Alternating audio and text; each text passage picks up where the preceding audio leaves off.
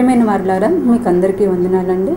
మా అత్తగారైనటువంటి మంగళగిరి కనకమ్మ గారి పేరు మీద నా భర్త గారైనటువంటి ఎండిహెచ్ ప్రేమ్ కుమార్ గారు, నా కుమారుడు, నా కుమార్తె వారి పేరిట మేము ఈ ఎపిసోడ్ని మీకు అందచేయబోతున్నామండి. మా బాబా గారు అయినటువంటి రెవరెండ్ బొక్క గురునాథం గారు అందిస్తున్నటువంటి ఈ వాక్యమును మీరు విని బహుగా ఆశీర్వదించబడగలరని మా ప్రార్థన. ఇప్పుడు వాక్యం కొరకు ప్రార్థించుకుందామండి. ప్రేమ నమ్మకమైన తండ్రి, జీవంగల దేవ, జీవాధిపతి అంటే యేసయ్య, మీ బంగారు పాదములకు ఎనలేని వందనాలు, స్తుతులు, స్తోత్రములు ప్రభా. ఇదిగో నాయన, ఇప్పుడు నేను ప్రియకుమారుడు మన్నైనా నుంచుని వాక్య సందేశం అందించుచుండగా ప్రభా, ఆ బిడ్డకు కావాల్సిన జ్ఞానమును మీరు దయచేయండి ప్రభా. వాక్యమును ప్రభా మన్నైనా ఆ బిడ్డ చెప్పటం కాకుండా ప్రభా, ఆ బిడ్డ నోటి ద్వారా తండ్రి మీ గొప్ప వాక్య సందేశమును ప్రభా ఇక్కడ ఈ లోకంలో ఉన్నటువంటి ప్రజలందరికీ అందజేయవలసిందిగా మన కొరకై రానయ్యున్న యేసుక్రీస్తు ప్రశస్త నామములో అడిగి వేడుకుంటున్నాను తండ్రి, ఆమేన్. Praise lord. ప్రియమైనటువంటి సువార్త ప్రేక్షకులారా, అందరూ బాగున్నారా? ఇక సువార్త ఛానల్లో వీక్షిస్తున్నటువంటి ఇక నిజనేస్తం కార్యక్రమాలను చూస్తున్నందుకు మీ అందరికీ కూడా ప్రత్యేకమైనటువంటి వందనాలు తెలియపరుస్తూ ఉన్నాను. ప్రియులారా, ఈ దినమందు కొన్ని ఆత్మీయ సత్యాలు మీ ముందు ఉంచాలని నేను ఆశపడుతూ ఉన్నాను. మత్తయి సువార్తలో 4వ అధ్యాయము 23వ వచనం నుంచి 25వ వచన భాగం వరకు ధ్యానిస్తున్నప్పుడు ఈ యొక్క గలిలయలో ఆయన యొక్క చివరి పర్యటనగా మనకి ఇది కనిపిస్తూ ఉంటుంది. యేసు చేసినటువంటి పరిచర్యలో ఈ గలిలయ ప్రాంతాన్ని దర్శించటం ఇది తుది దర్శనం. అయితే రక్షణ సూర్యుడు యేసు దైవ సందేశాల కిరణాలుగా చీకటి శక్తులను చీల్చి చెండాడుతూ సరికొత్త జీవన మార్గాన్ని ఆవిష్కరిస్తూ గలిలయలో నిర్విరామంగా ఆయన పర్యటించడం మనం చూస్తూ ఉన్నాం. ఇది గలిలయ ప్రాంతంలో యేసు చేస్తున్నటువంటి తుది పర్యటనగా మనం భావించవచ్చు. అందుకే మత్తయి సువార్తలో 4వ అధ్యాయం చదవబడినటువంటి భాగంలో యేసు సమాజ మందిరాల్లో బోధిస్తూ ఉన్నాడు. సమాజ మందిరాల్లో దేవుని యొక్క వర్తమానమును, దేవుని రాజ్య సువార్తను ప్రకటిస్తూనే మరొక ప్రక్క వ్యాధి బాధలను నివారిస్తూ ఆ గలిలయ ప్రాంతమంతా కూడా ఆయన సంచరించడం మనం ఇక్కడ చూస్తూ ఉన్నాం. ఈ యొక్క గలిలయ ప్రాంతాన్ని ఎందుకు ఆయన దర్శిస్తున్నాడంటే, ఈ గలిలయ అటువంటి ప్రాంతానికి అర్థం గుండ్రం, లేకపోతే వలయం, లేకపోతే వృత్తం అటువంటి ఆ యొక్క అర్థం దానికి వస్తుంది. కాబట్టి వృత్తము లాంటి అదే రీతిగా గుండ్రంగా ఉన్నటువంటి ఆ ప్రాంతాన్ని ఆయన అంతటా కూడా సంచరిస్తూ దేవుని యొక్క స్వార్థను ప్రకటిస్తూ దేవుని యొక్క రాజ్యాన్ని గూర్చి వివరిస్తూ అనేక మందికి అనేకమైనటువంటి వ్యాధి బాధలను తీరుస్తూ వారి యొక్క జీవితాలలో వెలుగులు నింపేటువంటి ఒక గొప్ప సూర్యుడుగా మనకి కనిపిస్తూ ఉన్నాడు. అందుకే యెషయా గ్రంథంలో కూడా ముందుగానే యేసు ప్రభులు వారు ఈ గలిలయ ప్రాంతాన్ని దర్శించటం, ఈ గలిలయ ప్రాంతంలో ఆయన చేసినటువంటి ఆ సేవ పరిచర్యను గూర్చినటువంటి విషయాన్ని ముందుగానే యెషయా భక్తుడు ప్రవచించటం మనం చూస్తాం. అందుకే యెషయా గ్రంథము 9వ అధ్యాయము 1వ వచనంలో చాలా స్పష్టంగా వ్రాయబడింది. యోర్దాను అద్దరిని అన్యజనుల గలిలయ ప్రదేశమును మహిమగలదానిగా చేయుచున్నాడు అని అక్కడ రాయబడింది. అంటే ముందుగానే యోర్దాను ప్రాంతాన్ని దర్శిస్తాడని, యోర్దాను అద్దరినటువంటి అన్యజనులటువంటి గలిలయ ప్రాంతాన్ని ఆయన దర్శించి అక్కడ ఉన్నటువంటి ప్రజలతో సత్సంబంధాలను ఏర్పాటు చేసుకోవటమే కాకుండా వారికి దేవుని యొక్క స్వార్థమానమును అందిస్తూ వారి జీవితాలలో గొప్ప వెలుగులు నింపుతున్నటువంటి విషయాన్ని యెషయా భక్తుడు ముందుగానే ప్రవచించటం మనం చూస్తూ ఉన్నాం. అయితే ఈ యొక్క యేసు ప్రభుల వారు యేసు వేసిన పాదం మహిమకు ఆమోదం. ఎక్కడ యేసు ప్రభు పాదం పెట్టినా అక్కడ మహిమ కనపడతా ఉంటుంది. అందుకే ముందుగానే యెషయా భక్తుడు ప్రవచించడం మనం చూస్తున్నాం. యేసు ఎక్కడ వేసినా ఆ పాదం ప్రజలకు చాలా ఆమోదంగాను మహిమకరంగా ఉంటున్నటువంటి విషయాన్ని నేను మీకు జ్ఞాపకం చేస్తూ ఉన్నాను. అయితే ఈ ప్రాంతంలో మనం చూసినప్పుడు ఇది అన్య దేశముల ప్రాంతము, అన్య జనాంగముల ప్రాంతము అని యెషయా భక్తుడు ముందుగానే ప్రవచించాడు. అయితే ఈ ప్రాంతంలో యూదులు, యూదేతరులు కూడా ఈ యొక్క ప్రాంతంలో నివాసించినట్లుగా మనం చూడగలం. మక్కాబీయుల కాలంలో 5 సంవత్సరాల పాటు యూదులు ఈ ప్రాంతాన్ని విడిచిపెట్టి వెళ్ళారు. మక్కాబీన్స్ కాలంలో 50 సంవత్సరాల పాటు ఆ యొక్క ప్రాంతాన్ని విడిచి వారు వెళ్ళటం మనం చూస్తాం.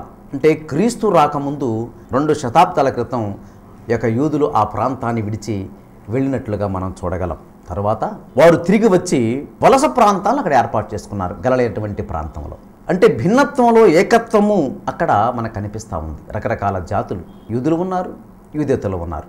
కాబట్టి మక్కాబీయుల కాలంటువంటి ఆ యొక్క యూదులు మరలా తిరిగి గలిలయ ప్రాంతానికి రావడం, అక్కడ వలసవాదులుగా ఉండటం మనం చూడగలం. అయితే ఇది లెబనోను పర్వతాలకు దక్షిణంగా ఉన్నటువంటి ఒక కొండ ప్రాంతం. ఇది దీనికి 2 భాగాలుగా మనం చూడవచ్చు. గలిలయ ప్రాంతాన్ని ఎగువ గలిలయ, దిగువ గలిలయ అనేటువంటి 2 ప్రాంతాలుగా మనం చూడవచ్చు.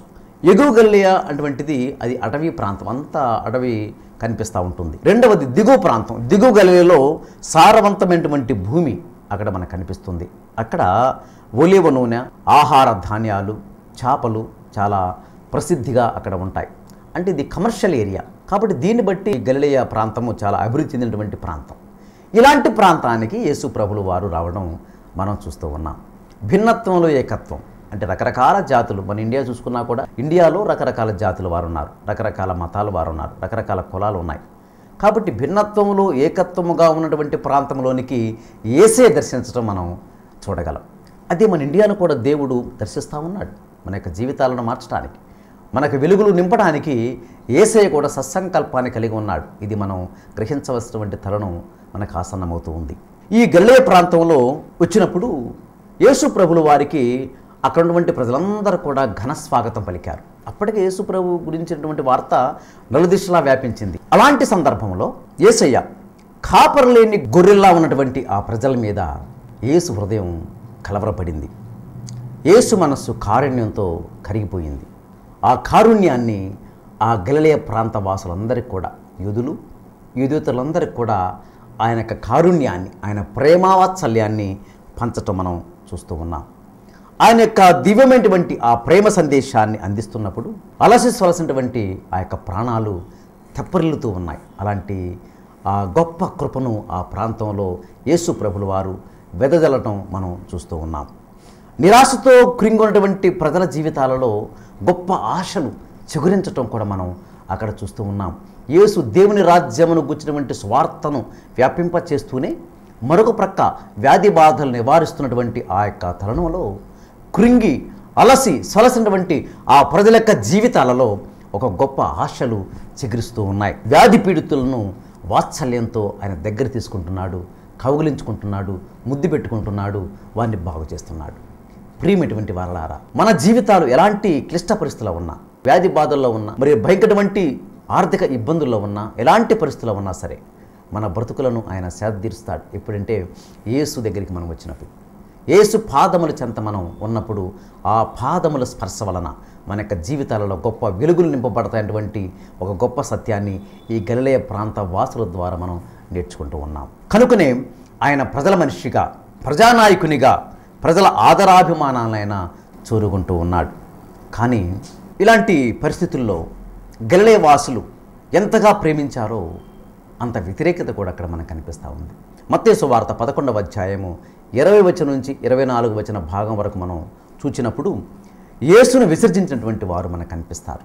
అక్కడ మత నాయకులు, అదే రీతిగా యోధా నాయకులు, మత పెద్దలు, వీరందరూ కూడా యేసు ప్రభు వ్యతిరేకించినటువంటి వారు. వ్యతిరేకత అక్కడ కూడా ఆయనకి కనిపించినప్పుడు ఆ సమయంలో తన శిష్యుల్ని 12 మంది శిష్యుల్ని తీసుకొని ఆయన వేరే ప్రదేశానికి వెళ్ళడం మనం చూస్తాం.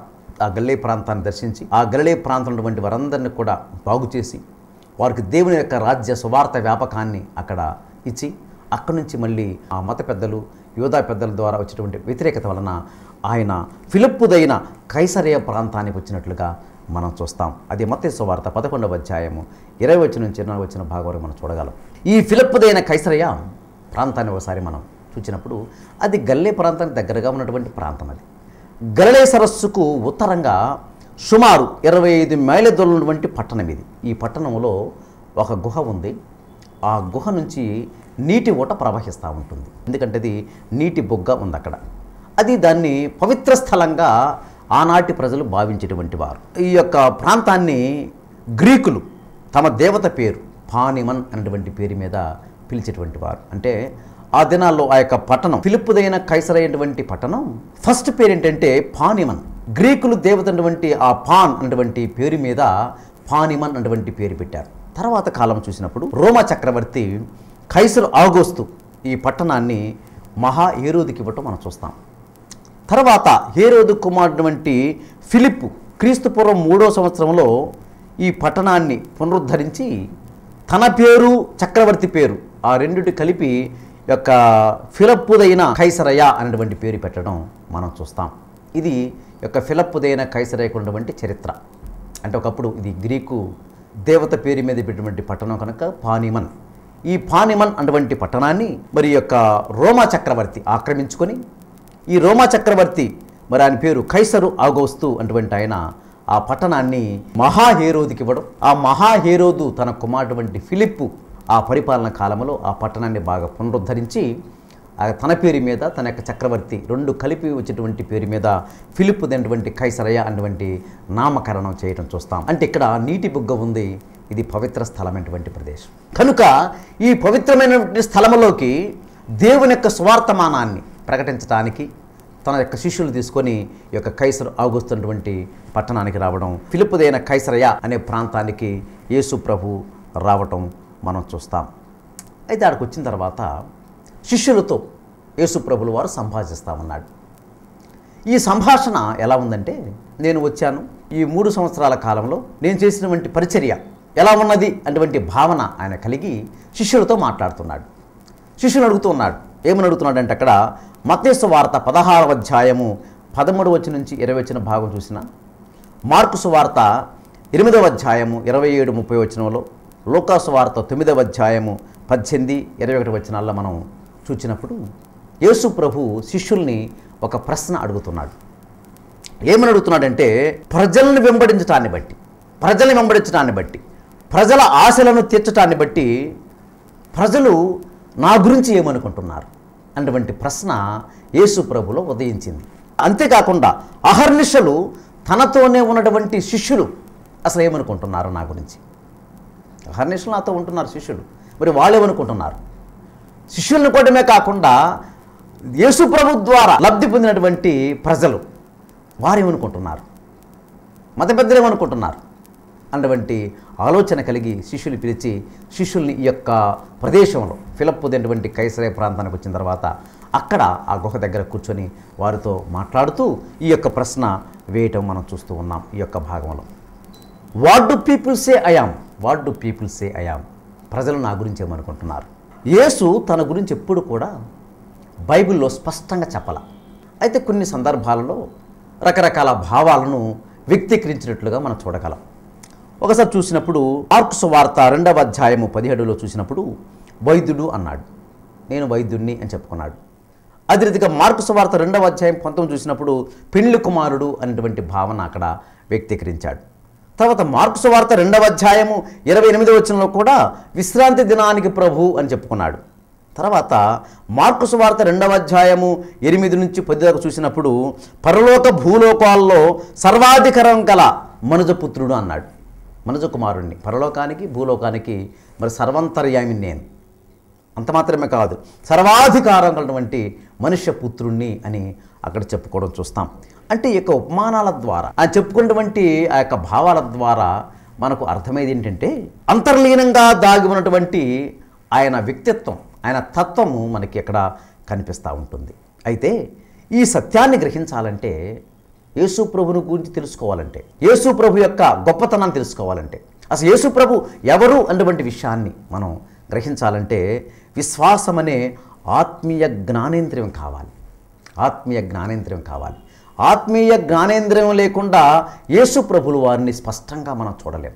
యేసు ప్రభువు గురించేటువంటి వర్తమానాన్ని మనం సరిగ్గా అర్థం చేసుకోలేం. అందుకే యేసు ప్రభు అన్నాడు, ఈ యొక్క ప్రశ్న what do people say I am, ప్రజలు నా గురించి ఏమనుకుంటున్నారు అటువంటి ప్రశ్న ఆ గలిలయ ప్రాంతంలో ఆయన సంచరించినప్పుడు అనేక మంది ప్రజలు ఆయన ద్వారా లబ్ధి పొందారు. వ్యాధి పీడితులు వ్యాధిగ్రస్త జీవితం నుంచి విడుదల పొందారు. రకరకాల జబ్బులున్నటువంటి వారు ఆ జబ్బులన్నీ కూడా బాగు చేయబడ్డాయి. అంత మాత్రమే కాకుండా దేవుని యొక్క రాజ్య సువార్త వ్యాపకములో అందరూ కూడా చేర్చబట్టడానికి కావలసినటువంటి వర్తమానం అందించినప్పుడు వారందరూ కూడా గ్రహించారు. దాన్ని బట్టి గలిలయ ప్రాంతమే కాదు, యోర్దాను ప్రాంతము, దెకపొలి ప్రాంతము, రకరకాల ప్రాంతాలన్నీ కూడా తిరిగాడు ఆయన. తిరిగినప్పుడు ఆ యొక్క ప్రజలు యేసు ప్రభుని గురించి ఏమనుకుంటున్నారు అనేటువంటి ప్రశ్న ఉద్భవించినప్పుడు శిష్యులకు అర్థం కాలేదు. ఏమనుకుంటున్నారు ప్రజలు అన్నప్పుడు శిష్యులు ఒకంత ఆశ్చర్యాన్ని వ్యక్తీకరించినట్లుగా మనం చూడగలం. అయితే శిష్యులు ఆత్మీయ జ్ఞానేంద్రియం తెరవడలేదు. అయితే వారు ఏమనుకుంటున్నారనేటువంటి విషయాన్ని కూడా వారు చెప్పలేకపోతున్నారు. అయితే కొన్ని విషయాలు ప్రజల దగ్గర వినటువంటి వాటిని తీసుకుని వచ్చి యేసు ప్రభు దగ్గర చెప్పడం మనం చూస్తూ ఉన్నాం. ఒకటి ఏమన్నారంటే మనుష్య కుమారుడు అన్నారు. అంటే సన్ ఆఫ్ మ్యాన్. దానియేలు గ్రంథం 7వ అధ్యాయం 13లో చూస్తాం మనం. మార్కు సువార్త 14వ అధ్యాయము 62వ వచనం మనం చూస్తాం. అంటే ఆయన మనుష్య కుమారుడు. యేసు ప్రభు చెప్పాడు, నేను మనుష్య కుమారుడుగా వస్తానన్నాడు. అంటే అనాది సంకల్పములోనే దేవుడు ఏర్పాటు చేసుకున్నటువంటి తన కుమారుణ్ణి ఒక మనుష్య కుమారునిగా యొక్క భూమి మీదకి పంపించి మానవాళి రక్షణార్థం కొరకై, మానవాళి పాప ప్రక్షాళన కొరకై ఒక మనుష్య కుమారుడుగా గొర్రె పిల్లగా ఇక్కడికి రావాలి. పరలోకమందు ఆయన దేవుని యొక్క కుడిపార్శ్వమందు గొర్రెపిల్లగా ఉన్నాడు. ఆ గొర్రెపిల్లే మనుష్య కుమారుడుగా ఏడికి వస్తాడు. అదే మాట యేసుప్రభు చెప్పుకున్నాడు. అది చెప్పారు వీళ్ళు. అయ్యా మిమ్మల్ని అందరూ కూడా మనుష్య కుమారుడు అంటున్నారు. రైట్, మంచిది, ఇంకేమనుకుంటున్నారు చెప్పండి అన్నాడు యేసుప్రభుల వారు. కొంతమంది అన్నారు బాప్తిస్మం ఇచ్చే యోహాను అన్నారు. బాప్తిస్మం ఇచ్చే యోహాను అని అంటున్నారు అయ్యా మీ గురించి. ఎవరు చెప్పారు ఈ మాట? మత్తయి సువార్త 14వ అధ్యాయం 12 చూసినప్పుడు హేరోదు చెప్పాడు ఈ మాట. హేరోదు చెప్పింది విన్నారు వీళ్ళు. హేరోదు ఏం చెప్తున్నాడు? శిష్యులు బాప్తిస్మం ఇచ్చు యోహాను అనియు, ఏలియా అనియు, ఇర్మియా అనియు ప్రవక్తలలో ఒకడని జనులు చెప్పుకొనుచున్నారు. ఎవరి మాట అన్నారంటే హేరోదు చెప్పినటువంటి మాటే. హేరోదు చెప్పారు చాలామంది ప్రజలు. హేరోదు అది విన్నాడు. ఆ హేరోదు చెప్తూ ఉన్నాడు ఏమని? యేసు ప్రభులు వారు ఎవరంటే బాప్తిస్మం ఇచ్చు యోహాను, ఏలియా, ఇర్మియా ఈయన ప్రవక్త అటువంటి మాట చెప్తున్నారు. ఈ దినాల్లో కూడా చాలామంది డినామినేషన్స్ కాదు కానీ కొంతమంది ప్రజలు తెలియక యేసు ప్రభుని ప్రవక్త అని చెప్తున్నారు. ఇదంత ఘోరమైనటువంటిదో. నేను పలానా వారని చెప్పను కానీ యేసు ప్రభుల వారు ప్రవక్త అటువంటి భావాన్ని అక్కడ శిష్యులు వ్యక్తీకరించారు. శిష్యులు వ్యక్తీకరించడం కాదు, ప్రజలు చెప్పారు. వాళ్ళు ప్రజలు ఏం చెప్తున్నారు? ఆయన ప్రవక్త. ఆయన ప్రవక్తే కాదు, బాప్తిస్మం ఇచ్చే యోహాను అటువంటి మాట చెప్తున్నారు. కాబట్టి ఈ దినాల్లో కూడా ప్రవక్త అని చెప్పేటువంటి వారికి తెలియవలసిన విషయం ఏంటంటే ఆయన ప్రవక్త కాదు, ఆయన దైవ కుమారుడు, మనుష్య కుమారుడు, సన్ ఆఫ్ గాడ్. అలాంటి వ్యక్తి గురించి మనం ఎందుకు వీళ్ళు ప్రవక్త చెప్తున్నారంటే ప్రవక్త కొన్ని లక్షణాలు ఉన్నాయి. అవి ఏంటంటే వాళ్ళు ముక్కుసూటిగా పోతారు. ప్రవక్తలు ముక్కుసూటిగా మాట్లాడతారు, యథార్థంగా మాట్లాడతారు, నీతియుక్తంగా మాట్లాడతారు. ప్రాణం మీదకు వచ్చినా సరే, రాజులపై తిరుగుబాటు చేసినా సరే వారికి దేవుడు ఏది చెప్పాడో దాన్ని స్పష్టంగా చెప్పటం ప్రవక్తలకు అలవాటు. కాబట్టి యేసు ప్రభుల వారు చూసినప్పుడు యువత మెదపెద్దలతో మాట్లాడుతున్నప్పుడు కానీ, ఎక్కడ చూసినా ఆయన విశ్రాంతి దినం గురించి మాట్లాడుతున్నప్పుడు కానీ, ఉపవాసం గురించి మాట్లాడుతున్నప్పుడు కానీ ఆయన చాలా స్పష్టంగా ముక్కుసూటిగా ఆయన మాట్లాడటం మనం చూస్తాం. అందుకే ఆయన ప్రవక్త అటువంటి మాట అక్కడ వాడబడింది. ఇంకా ఏమనుకున్నారు చెప్పమన్నాడు. కొంతమంది ఏలియా ప్రవక్త అంటున్నారయ్యా అన్నారు. ఏలియా ప్రవక్త గురించి మనం ఎందుకు అన్నారంటే 1వ రాజుల గ్రంథము 18వ అధ్యాయము 24వ వచనం నుంచి 29 చూసినప్పుడు అబద్ధ ప్రవక్తను చంపేశాడు యొక్క ఏలియా ప్రవక్త. దేవుని ప్రతినిధిగా ఉన్నాడు.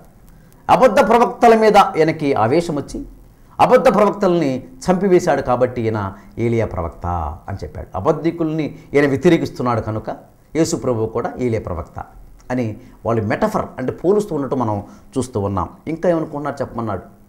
కొంతమంది అయ్యా మిమ్మల్ని ఏలియా ప్రవక్త అనుకుంటున్నారయ్యా. ఎందుకు ఏలియా ప్రవక్త అని చెప్పారంటే హీఈస్ వీపింగ్ ప్రాఫెట్, విలాప ప్రవక్త. విలాపం, ప్రజల కోసం ఏడ్చేటువంటి వాడుగా ఉన్నాడు యేసు ప్రభుల వారు. ప్రజలందరూ కూడా పాపములో నిమగ్నమై సాతాను యొక్క సుడిగుండలో చిక్కున్నటువంటి ప్రజల యొక్క జీవితాలను బాగు చేయటువంటి సదుద్దేశంతో ఉన్నాడు కనుక వారు బాగు చేయాలి. వారి కోసం ఏడ్చినటువంటి ప్రవక్తగా యేసు ప్రభు ఉన్నాడు. అందుకే మిమ్మల్ని విలాప ప్రవక్త అని చెప్పేసి అంటున్నారయ్యా అంటున్నారు. అంటే చెదిరిన నశించిపోయిన ఇజ్రాయేలును గుర్చి ఏడ్చాడు ఆయన. ప్రజలను గుర్చి ఆవేదన పొందాడు. ఇజ్రాయేల్ ప్రజలు చూసన్ పీపుల్స్, అంటే దేవుని చేత ఏర్పాటు చేసుకున్నటువంటి ప్రజలు, కానీ వాళ్ళు తప్పిపోయారు. స్టిఫ్ నాక్డ్ ఫెలోస్ లాంటి ప్రజల్ని మరి వారిని బాగు చేయడం కోసం ఏలియా, ఇర్మియా వీళ్ళందరూ కూడా ఏడవడం చూస్తాం. ఇర్మియా ఇంకా చాలా వారి గురించి ఏడ్చినట్లుగా, విలాపించినట్లుగా మనం చూడగలం. అందుకే క్రీస్తు పూర్వం 626 నుంచి 586 దాకా యోదయాలో ప్రవక్తగా ఈయన ఇర్మియా గారు ఉన్నారు. ఈ కాలంలోనే యోషియా అటువంటి రాజు కొన్ని మత సంస్కరణలు చేశాడు. ఎందుకంటే ఆ మతాన్ని సంస్కరించాలి, యూదా మతాన్ని సంస్కరించాలి. అంటే ప్రజలు ఇంకా పాప గుండంలో పడిపోయారు. ప్రజల జీవితాలు చాలా సర్వనాశనం అవుతున్నాయి. కనుక ఈ ప్రజలను మనం మార్చాలంటే మత సంస్కరణ అవసరం చెప్పేసి మత సంస్కరణలు రిఫార్మర్గా ఇర్మియా గారు మనకి కనిపిస్తాడు. కాబట్టి యూదులు పాపం చేశారు కనుక ఆ పాపం నుండి మీరు విడుదల పొందాలంటే పాపాన్ని విడిచిపెట్టాలని ఇర్మియా భక్తుడు చాలా చక్కగా అక్కడ మరి ఖరాఖండిగా చెప్పడం మనం చూస్తాం. అదే రీతిగా యేసు ప్రభులు వారు కూడా పాపం చేసిన వారిని దగ్గర తీసుకున్నాడు, వారిని బాగు చేశాడు. తర్వాత యూదా మత పెద్దలు పాపం చేసినప్పటికీ కూడా మేము పాపం చేయలేదు, ధర్మశాస్త్రమే పాటిస్తున్నాం కనుక ఆ ధర్మశాస్త్ర అధికారులు మేమని చెప్పేసి వారు భావించడం వలన వారిని వ్యతిరేకించినట్లుగా మనం చూడగలం. అలాంటి ప్రవక్త. అయితే ఇక్కడ ప్రవక్తలు కొంతమంది ఇంకేమనుకున్నారు చెప్పమంటే ప్రవక్తలు అన్నారయ్యా అని చెప్తున్నారు. ప్రవక్తలు అంటే యథార్థ ప్రవక్తలు ప్రధాన్ని ఖండిస్తారు.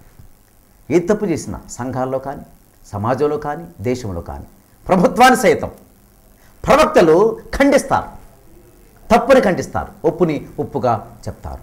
అలాంటి స్థితి, అలాంటి లక్షణం యేసు ప్రభులో ఉంది కనుక మీరు ప్రవక్త అంటున్నారయ్యా అని శిష్యులు చెప్పారు. అప్పుడు యేసు అంత విన్నాడు.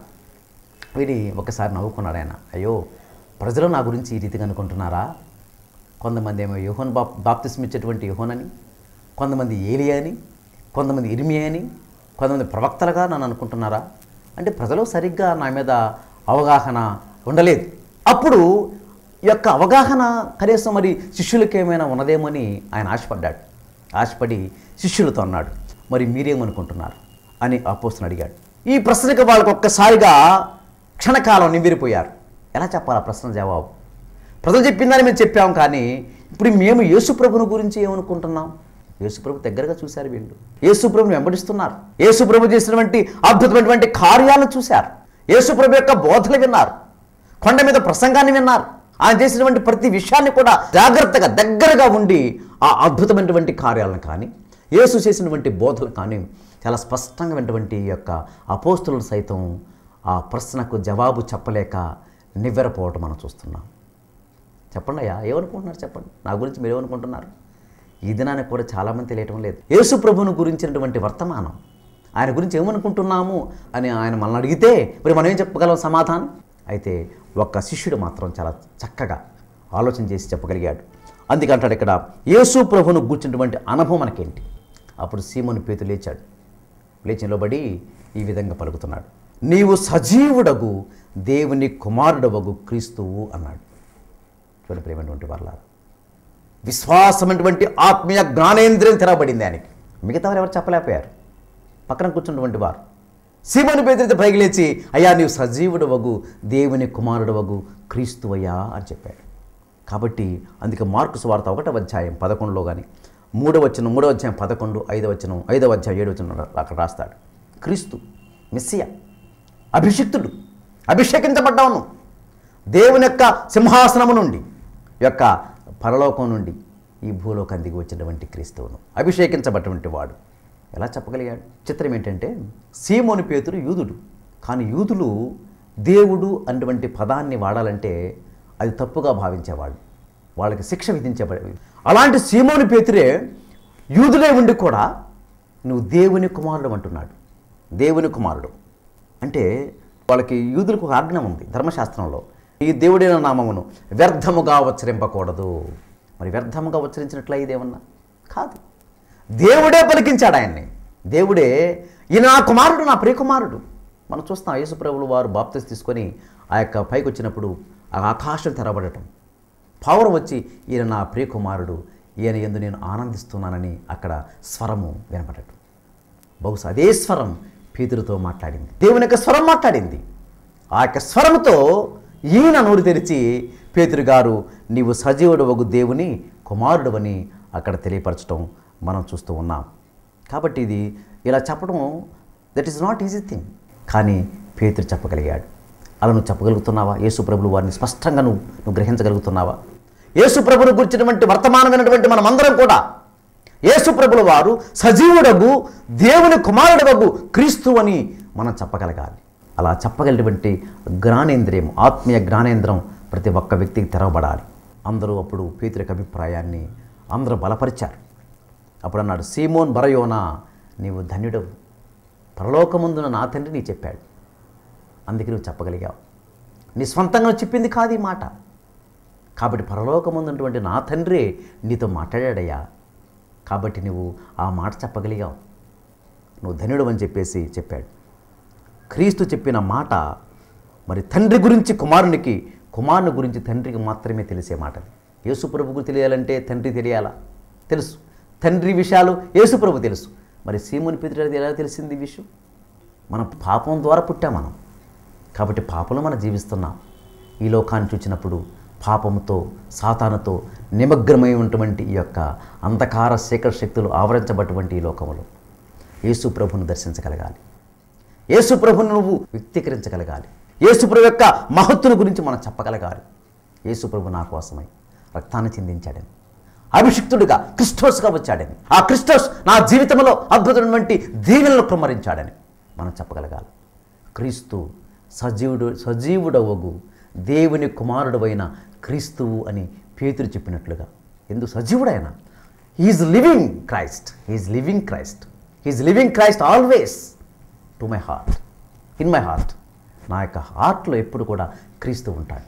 నిత్యం ఉండేటువంటి దేవుడు ఆయన. ప్రతి సెకండ్, ప్రతి గంట, ప్రతిరోజు నా యొక్క జీవితంలో యేసు ప్రభు ఉన్నాడు. కారణం, నా యొక్క పాపాన్ని విసరింపజేశాడు, నా పాపాన్ని తుడిచివేశాడు, నా బ్రతుకును మార్చివేశాడు, నా జీవితాన్నే సుస్పష్టంగా ఒక ప్రణాళికబద్ధకంగా నా జీవితాన్ని అమర్చాడు. అది పేతురు చూశాడు.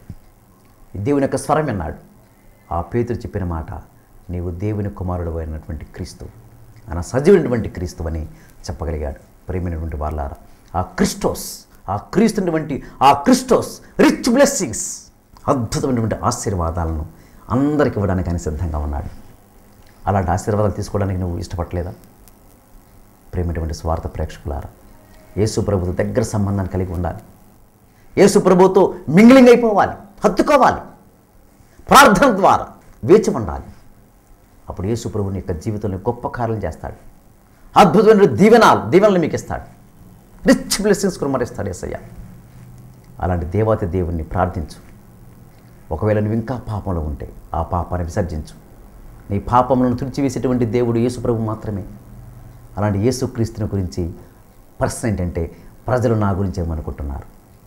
సరే, ప్రజల గురించి ప్రక్కన పెట్టు. శిష్యులారా, మీరు నా గురించి ఏమనుకుంటున్నారు? ఈ దినాల్లో ప్రజలకు తెలియటం లేదు. అనేక మంది విశ్వాసంగా చెప్పుకున్నటువంటి వారు కూడా నిజంగా యేసు ప్రభు గురించి తెలుసుకోలేకపోతా ఉన్నారు. ప్రేమైనటువంటి వాళ్ళారు, ప్రజలు రకరకాల ఉద్దేశాలు చెప్పారు. శిష్యులు కూడా ఎవరు చెప్పలేకపోయినా సీమోను పేతురు చెప్పాడు. కారణం, దేవుని యొక్క స్వరం ఆయన కనపడింది కాబట్టి. మరి దేవుని స్వరం వింటున్నావా? నువ్వు వింటే యేసు ప్రభు గురించి చక్కగా వర్ణించుకోగలుగుతావు. పరిశుద్ధాత్మ సహాయానికి అందించబడుతుంది. తద్వారా నీ జీవితంలో గొప్ప మేలు ఉంటాయనేటువంటి గొప్ప నిరీక్షణతో మనం ముందుకు వెళ్దాం. దేవుడు మిమ్మల్ని దీవించడం గాక. God bless you all. ఈ సందేశం విని మీరు ఆత్మీయ మేలు పొందుకుంటున్నారని మేము తలంచుచున్నాము. క్రిస్టోస్ రిచ్ బ్లెస్సింగ్స్ మినిస్ట్రీస్ ద్వారా అందించు నిజ నేస్తం అనే కార్యక్రమాన్ని వీక్షించి మీరు ఆత్మీయ మేలు పొందుకోగలరని మా ప్రార్థన. ప్రేమగల తండ్రి, నీ పాదములు కొన్నాళ్ళు స్తోత్రం చెల్లిస్తున్నాం. ఇదిగో నాయన, ఇప్పటి వరకు దైవజనులు తండ్రి మంచి వాక్య సందేశం అందించున్నారు. అది విని బిడ్డలనైనా ఆత్మీయ మేలు పొందుకోవాలని, అనేకమైన ఆశీర్వాదాలు దీవెనలు నాయన బిడ్డలకు దయచేయమని, ఈ కార్యక్రమం దీవించి ఆశీర్వదించమని యేసు నామములో అడిగి వేడుకొంచున్నాం తండ్రి. ఆమేన్. మీ అందరికీ నా వందనములు. All of you praise the Lord. మీ ప్రార్థన అవసరతల కొరకై ఈ కింది నంబర్లకు కాల్ చేసి సంప్రదించవలసిందిగా మా మనవి. మా ఫోన్ నంబర్లు 8977314210, 8790834379 మరియు 7032747684, 9849827326. అందరికీ వందనములు.